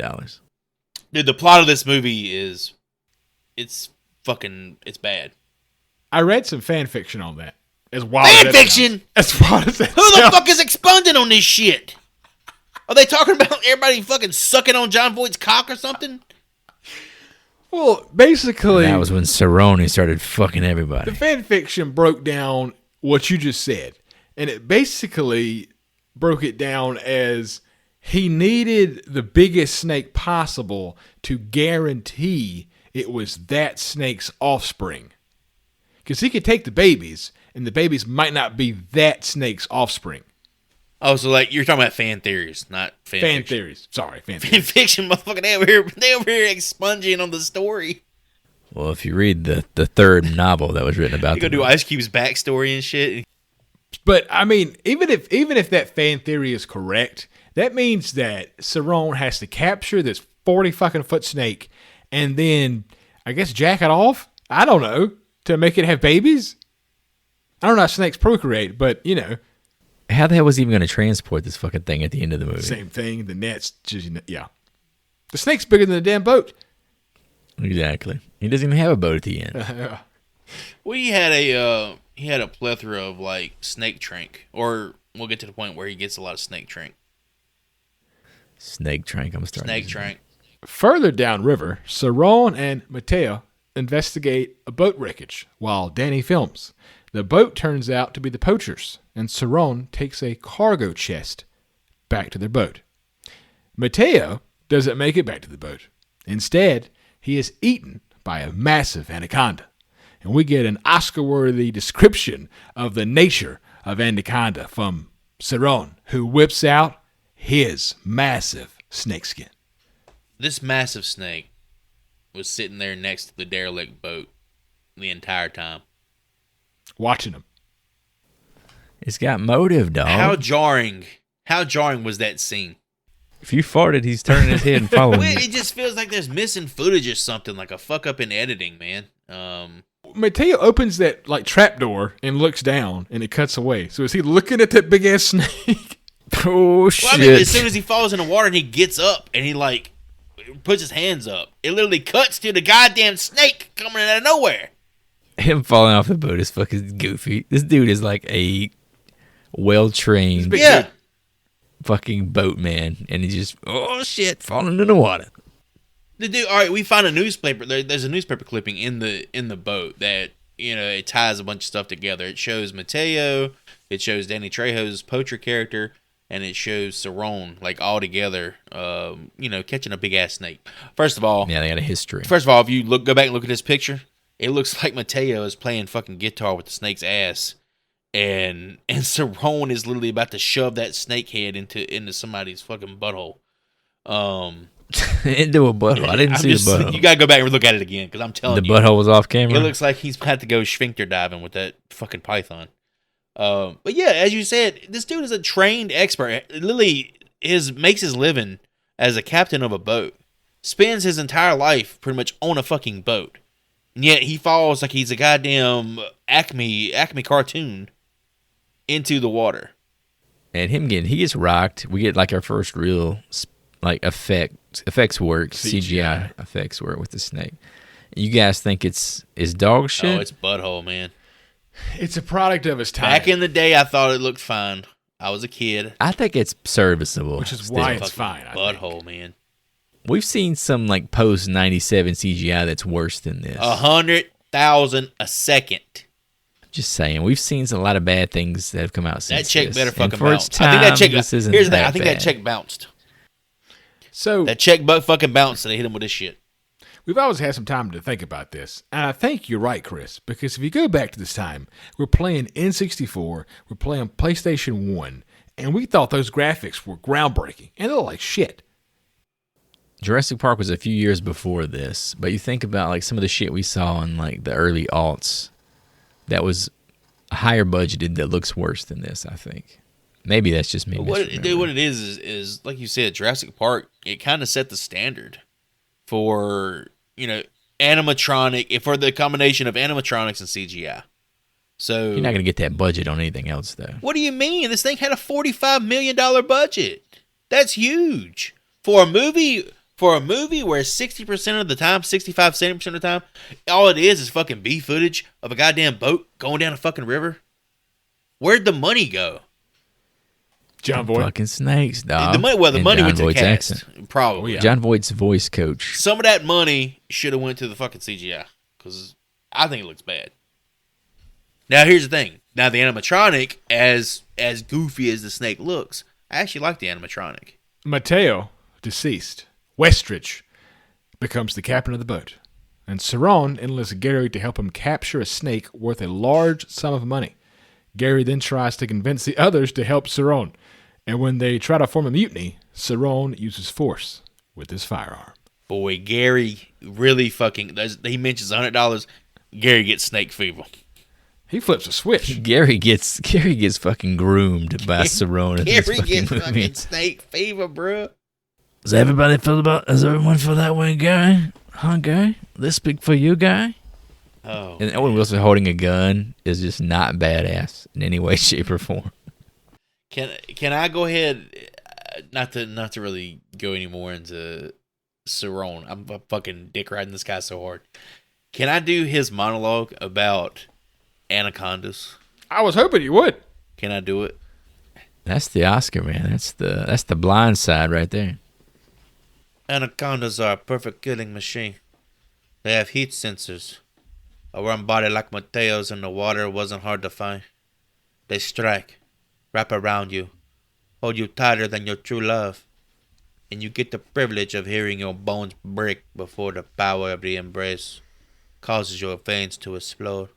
How fucking ruthless, how metal is that description of an anaconda? Badass, man. Fucking John Voight is being way too damn serious. in They this say film. a lot of people say he overacted in this role, and as much as He dunks I on everybody enjoy in this it, fucking movie, dog. Yeah, it's take it to the extreme. He makes the rest of the cast irrelevant. That evening, using a monkey as bait, Cerrone is able to hook a massive anaconda. A dead monkey, A dead monkey. Well, yeah. a dead. I'm just saying, and nothing against what you just said. He literally talks about how they have fucking heat sensors, but uses a dead monkey as fishing bait, like he's going to catch some fish. It's fucking insane. It's fucking random. terrible. In this scene, though, this is the black shirt scene where Cerrone has switched to a black shirt, and he's reeling that damn snake in, and he looks jacked. Maybe it's one of Mateo's shirts from like in the cabin that were okay, back. left over. Rest in peace, Mateo. But good for John Voight for working out. He looked great. He's got the fucking, what are those called? Those like classic True Fit tees or whatever they Yeah. promote everywhere. The skin tight ones, you can fucking see the outline of like the braille of his nipples. The snake breaks loose, attacks the boat, and eats Gary. Denise is completely broken. I like his face when the snake wraps around him. He looks so surprised. Like, what do you think was going to happen? Oh, man. Oh, fuck, man. You're in this scene too. Ice Cube is watching all this fishing shit go on with the with the With the fucking pocket knife. No, all right, I'm gonna talk about that too. But he's watching this fishing shit go on, and he literally says, "That man's fishing for snakes. He got to be crazy." Like, it's more exposition to the audience trying to explain, "Oh, there's something in the water. What the fuck's he doing?" So you remember, dog. Ice Cube is us, man. He's our I think window he's literally the into audience, right? into the boat. But yeah, apparently that monkey, the monkey that he's using, that gets like thrown back at him or whatever, right? It's obviously like a fake ass. Oh, Those little monkeys with the hands you get at a zoo, you can like clasp them together. The neck huggers. It's obviously that, Yeah. and apparently John Voight still owns that monkey to this day. Whoa. He actually likes his movie. Fucking proud of his work, man. Wow. I wonder when he shows his grandkids, Angela He puts the voice on. Joliski puts his voice on, hands to the monkey. When he's hanging out with Brad Pitt's children. Isn't that fucking crazy? When you think about the fact that Brad Pitt's children call him grandpa. I wish they would have gone a different route with that scene with the knife, Chris. The pocket Yeah, knife, it's the so pocket knife, fucking where awkward, man. Danny is looking at Terry, and kill this on the motherfucker. sly, he's like, he shows her the pocket knife, Very tiny. She shakes him off like she's a fucking pitcher in baseball or some shit.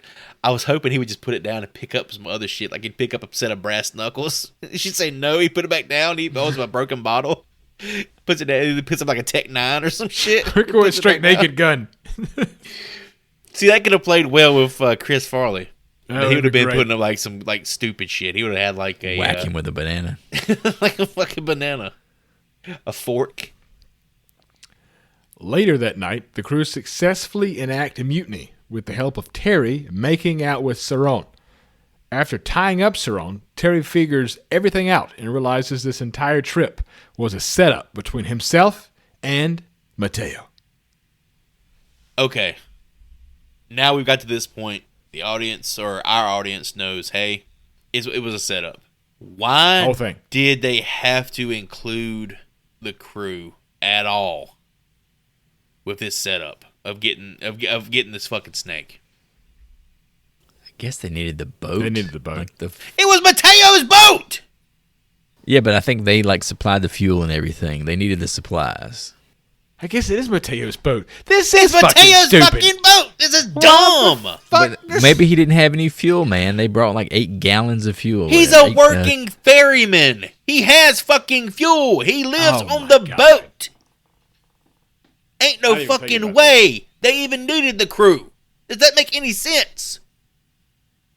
Maybe they wanted it to be recorded and they wanted to sell the footage too.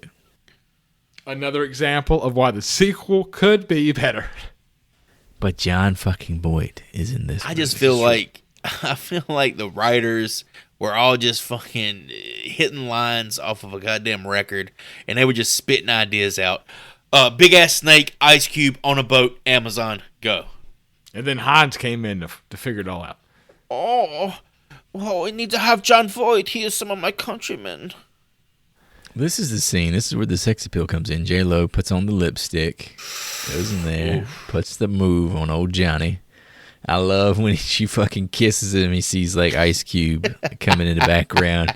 He says, "You think I'm stupid?" And then he kisses her He again. fucking gets one last good one. Fucking slaps, like sucks it out of her. Give me some more of that The fucking. best part of this scene is Westridge. Oh, swinging. Comes in swinging. Asshole in one. It says asshole in one. But it's so fucking subtle. I don't think that line gets the respect it deserves. It's so good. That was written very well, in my opinion. Westridge is great. I really enjoyed it. Asshole in one. Fucking Jumanji guy. But how shit is J-Lo up until this point? In terms of an actor, I understand she hadn't been in much, and she's not really an actress by trade, or a trained actress, or maybe she is. Who fucking knows, dude? They literally cut away from her every time she speaks. To her defense, her character is not written well. So I'm not sure who could. Here's the thing: Ice Cube's not written well at all. Ice Cube Yeah, that's fucking true. kills it in this movie. He has charisma. She does not. She's not Jennifer Lopez right here. She's Salinas. random attractive lady, really, and that's it. God, all right. Can we talk about how attractive she is? She definitely has a different look to her than what, like, of course, we've grown accustomed to her being like It's like a a more famous pop natural star. look, right? Yeah, it's almost like She's naturally beautiful. Like non-Hollywood version of her, you know. If you take off all like the trainers and nutritionists and all that shit that people go through. The crew come across a waterfall and also a tree in the middle of the river. Westridge, Terry, and Danny all get into the water to dislodge the boat. Saron kills the baby bird with a goddamn figure 4 leg lock and a The Westridge. damn conda choke. he hits her with a goddamn triangle choke. How fucking crazy was that? The fact that the triangle choke ain't the crazy part. It's the fact that he went from a seated position on his His ass, core strength is what's fucking insane. kicked Yeah. himself off, tied to a post, no hands, right? Kicked himself up into the fucking air, locked his legs around her, and with them thick thighs, choked the life out of this woman. This dude is legit. I was wondering, actually, watching that scene, like how it was shot. Was that actually like John Voight's taint on that woman's face for like 10 seconds, like in recording? How awkward would that be? Like, all right, John, I need you to put some taint in her face for a minute. And also, Westridge sacrifices himself to save the others. Cerrone has one of the most like fucking ruthless ass quotes right here. Never look in the eyes of the ones you kill. They will haunt you forever. I know. God damn. Fucking badass. He fucking snaps her ass up like he's Roddy Piper. Also, don't be glossing over Westridge's sacrifice either. Dude it's is great. he's scaling rocks in this motherfucker like he's on Legends of the Hidden Temple. All right. Goddamn legendary waterfall. He jumps off the waterfall, and the snake catches him midair. It's a badass death scene. That is such a cool fucking scene. I like when he distracts the snake. He's like, "Oh, over here, you bastard!" And then it turns on him. He's like, "Oh shit!" It does the fucking head turn. He heard an English accent. He's like, "Ah." The decision to do what he did was some of the stupidest shit in the movie. Oh, Like, without question. you're literally in the middle of the fucking water. You ain't really like, you ain't in a position where you're gonna get away. And why sacrifice your life for these two fucking people that you really don't This know? is a cool CGI stunt, man. You didn't like this snake wrapping his ass up in Oh, midair? I thought that was so cool. But at the same time, why did he put himself in? I'm cheering. My thing is, I'm cheering for Westridge at this point. I want him to. He's the only one that seems to have a character arc in the entire movie. Yeah, that's He's the true. only one that actually has a past. Like, we know he's like an established English actor who's here to... Well, he starts out as like a Like little asshole, narrator you know, for the- pretentious, you know, a diva. I guess a diva, whatever a Is he male like diva is. drinking wine and golfing on the boat? Yeah. And after a few fucking smacks from Cerrone, it kind of puts him in his place. It's such a heartwarming scene where he teaches Ice Cube how to drive the boat. It was pretty heartwarming with the Yeah. spider on the drive shaft. Yeah, yeah. The snake. Oh, well, before we move on, when in that out of nowhere he starts calling Denise baby bird. No, he's done the entire movie. Oh, okay. Yeah, it's just Lily calls her baby bear throughout the entire movie. He wants to get his legs around that bird. Very His potent. taint on her face. Very potent here. The snake then tries to get Danny. However, Terry is able to shoot the beast in the head twice. Dead 3 shot. times. Doesn't rack the bolt on that fucking bolt action rifle once. All right, gun boy. I'm just saying that's like some stupid ass shit. Like to not even I'm here to like focus on a powerful woman getting the job done. it's not even on her really. It's more of the I guess that's who, the director or That's the director. no, Yeah. who's the person responsible? It's the editor. If the footage isn't there, then the footage isn't there. The editor can't make footage Who the exist. this motherfucker would if it's the director, he had a fucking movie called Sniper. That's true. I fucking agree with you. If he didn't get the Motherfucker, footage, learn- that's on him. There's nothing to learn. It literally is how the gun functions. Yeah. Lily had a movie called Sniper. Yes. I gotta watch that movie now. If Billy Zane didn't rack that fucking bolt, I'm gonna lose my mind. He's gonna lose his shit. If Billy Zane and that do-rag doesn't rack that damn gun. I don't even feel like it's really being, you know, nitpicky and even bringing it up. Because it happens throughout the entire fucking movie, man. But it adds up. There's so much adding up at this point to where it's like, did you really just mail this shit in? It was beautifully photographed action adventure epic according to Roger Roger Ebert. Ebert, the esteemed Roger Ebert. Dr. Kell stabs Cerrone with a tranq dart, and he falls backwards into the water. The Oh my crew... fucking God. Oh yeah, he's still in this fucking movie. Yeah, I forgot fucking Mask was in this shit at this point. I forgot he was unconscious in the boat. Jennifer Lopez has fallen in love with him more as he's He's still unconscious. flapping Have you around. noticed that? She was like, I kind of like him, but the more he's like closer to death, she's like, baby. She's calling him baby and shit. That romance angle is He's just just laying a there. turd. Dude, that's the way to get some ass is just get hurt and just like just have him worried about you, because she ain't putting out for the entire movie until he gets hurt. And once again, Danny does his job. When Cerrone falls in the water after being stabbed with the fucking dart falls out. Motherfucker said, damn, the dart came out his back. Dude, the entire fucking movie's like this. I didn't pick up on it. You know when you're watching a movie and you see something happen, but you're not really registering it? Like, I noticed that the dart came out, but I didn't know to take note of it Ice until Cube Ice told Cube you told it. me to. Exactly. He was like, oh yeah, Chris, the dart came out of his back. The crew of only 3 now come across an old outpost along the river. Danny and Terry search it for fuel, But Cerrone emerges and knocks them out cold. The two awake, tied up to one another, back to back, covered in, you guessed it, monkey blood. A massive anaconda, and I fucking mean massive, shows up for its meal on a plate, and Cerrone is able to capture the beast in a fishing net. Chris, you want to go back and talk about the scene where they dislodge from the or they're no longer beached. The tree unbeaches the boat, but Yeah, they get pushed off of their perch there right in front of the waterfall. And if you look closely in this $45 million movie, the waterfall is flowing upwards, a.k.a. defying gravity. they did what? The director decided to Play this shit in reverse without removing the water that is flowing to the ground. didn't even in the need this shot. fucking scene.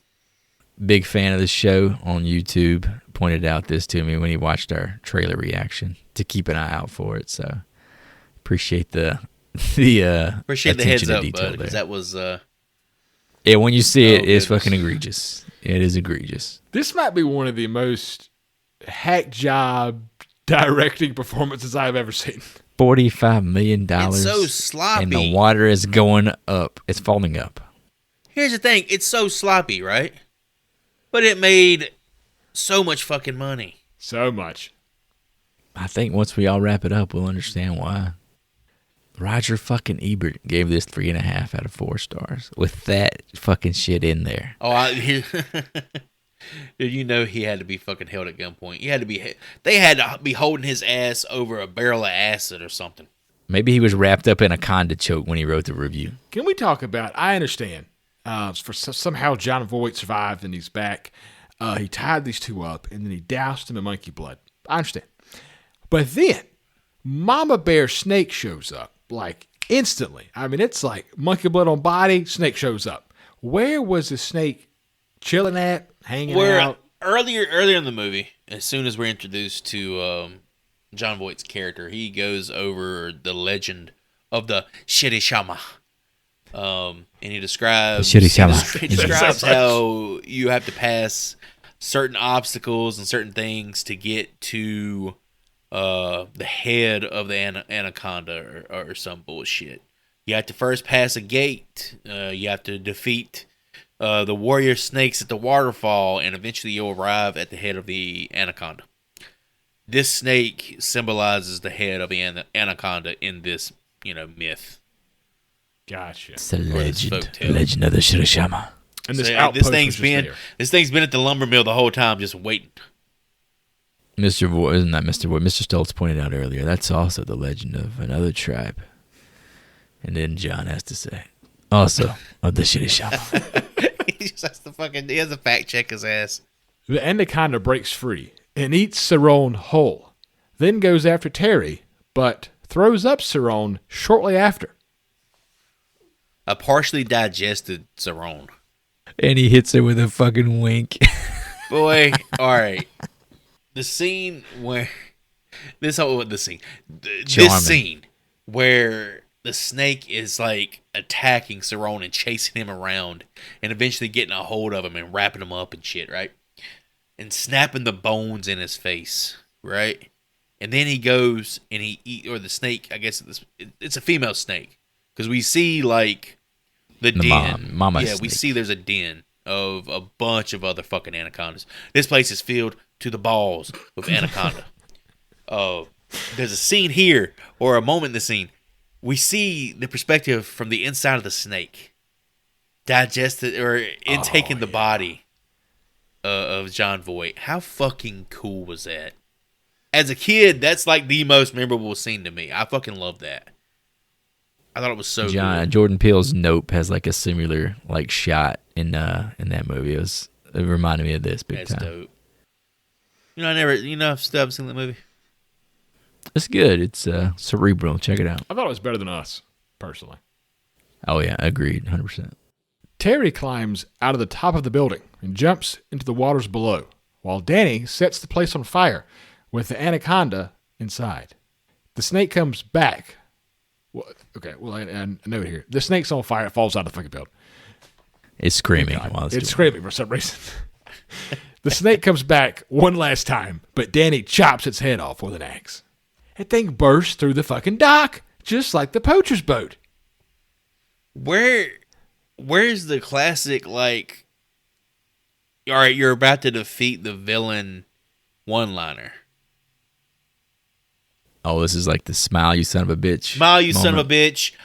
No thanks, I already have a wife. Where is the classic one-liner here? I thought Ice Cube would have one if anybody Yeah, of did. course. The dude's like you said, he's very charismatic. No, he had a one-liner. He literally just says "bitch" to the snake. Bitch. But it was a missed opportunity. The fact this snake is on fire, falling out of the building, and screaming. Dude said, "Mind if I ask you a question?" Danny, Terry, and Dr. Kell all survive and finally find the lost tribe after all.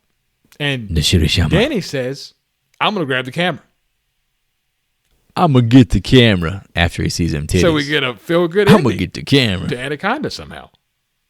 To the Shirishama, they show up. What's all this damn noise we heard? You know, it's about fuck was it's y'all about to be doing? fucking the prequel to Green Inferno. They're about to eat these sons of bitches. That's what I said. Needed a Green Inferno ending. How fucking awesome would that be? I'm going to get the camera. They just start eating baby bird. Damn dog, they eating their butt cheeks. I love how in horror films, endings like this, they just forget everybody that died, everything that happened. Just go grab the camera. There's no mourning. No fucking mourning in this movie.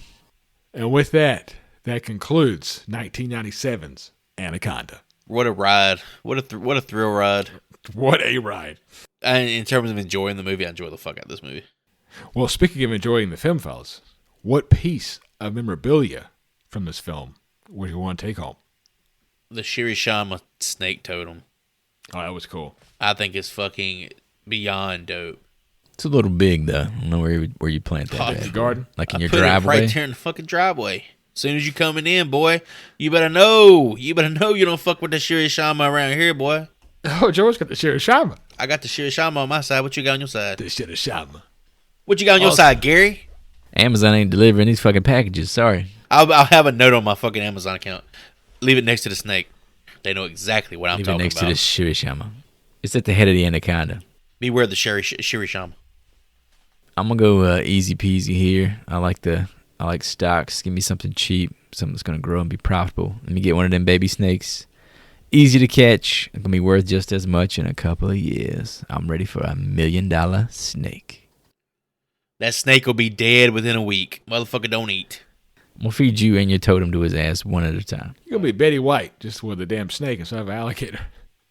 I had two here. I figured one of you would take Danny's camera. I thought it'd be cool to have, but when you get down to brass tacks, give me that damn snake skin that Cerrone whipped out. Put that son of a bitch in the house like a damn bear rug.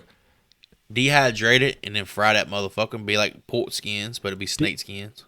You know that should be good. That's a lot of snake skins right there. Put a little salt and vinegar on there. Now you're speaking my language.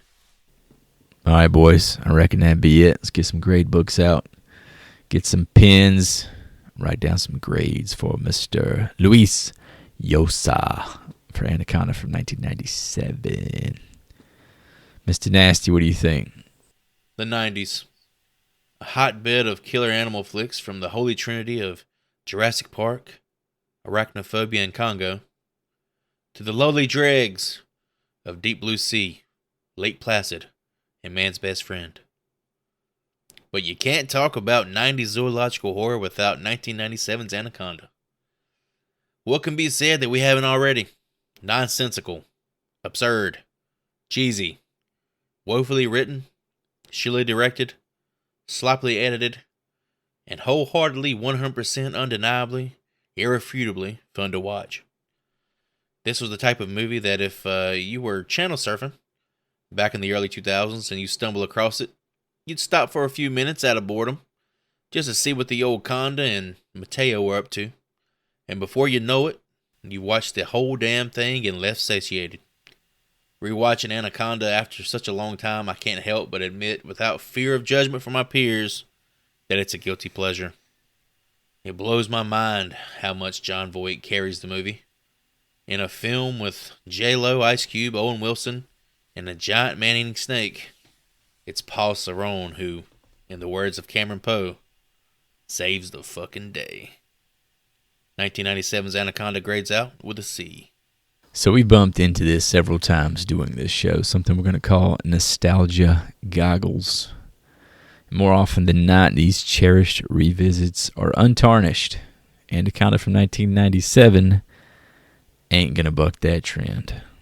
John Voight is S tier, shit tier magic in this bad boy. His accent, his character, his motives are all fucking terrible, which makes this movie slap like that 90s hip-hop. If this movie is a game of basketball, everyone else in this cast is watching Michael Jordan, a.k.a. John Voight, do work. Not many movies can overcome a waterfall falling in reverse. Speaking of effects, the CGI is a bit goofy, but I think it still holds up 25 plus years later. This one is harder for me to criticize than I expected, but on that note, Jennifer Lopez is not Jennifer Lopez, and she feels like a wasted casting. And we also have that garbage-ass romance subplot that no one wanted. Anaconda is big and dumb, but aren't so many things that we all love. All the corn and cheese sprinkled in here melt together like a Chipotle burrito bowl. Get that chicken al pastor while you still can. For Mr. Luis Llosa, I pencil in a C+. This was my pick. I was excited to go back and revisit this. And it kind of takes me back to better days in my childhood when all you needed was a creature feature on VHS and a frozen pizza to make one hell of a Saturday. After rewatching this film for the first time in decades, it sadly was not the film I remember. The cast is outrageous from both the talent perspective and pop culture perspective. John Voight is the most memorable character, although for all the wrong reasons in some instances. This film could have been directed better, that's my biggest gripe, by keeping the snake hidden in the shadows or underwater longer or just having a story that made some kind of sense. The CGI doesn't hold up. However, it was pretty decent for the period, and it's unfair to judge it against today's capabilities. With all that being said, I really enjoy this film because I just fucking love creature features, and Anaconda is up there probably on my Mount Rushmore of creature features. Either way, I hope the audience takes the time to rewatch this film, and I give it a C. All right, we're going to recap our audience score guesses from Rotten Tomatoes. Mr. Hootie chose this movie, so he was not eligible to guess its score. If you're new to the show, we take a stab at that score. If we're within 5 points, we get to choose what is next. Otherwise, we spin a random wheel of pain to see what we watch next episode. Two people in play here, me, myself, and Mr. Nasty, who went with a 35%. I said a 44%. The actual audience score on Rotten Tomatoes is a Kobe Bryant, a 24, baby. Get one more basketball reference up in this bitch. It's always exciting to see what the wheel has in store for the gang. So, all right, let's spin this wheel. See what we're going to be watching next, fellas.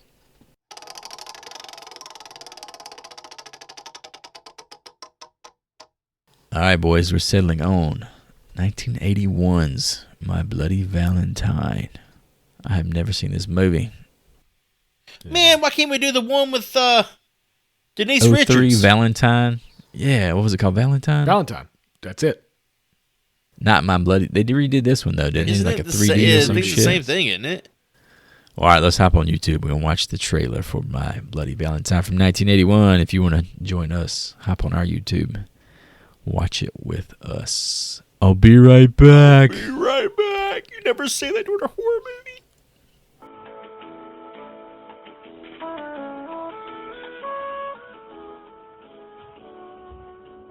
All right, boys, that's the trailer for My Bloody Valentine. We need to appropriately take a cold-minded stab at that Rotten Tomatoes fan score. I'm going to go with a 65. I'm going to go 76. We'll say 50. All right, folks, thank you for listening. Check out the website, horrorfilmschool.com. You will find links to all the podcast platforms, Instagram, and our merch store. Buy something cool. Get yourself ready for summer. Sun's out, guns out. We got some cool tank tops on there.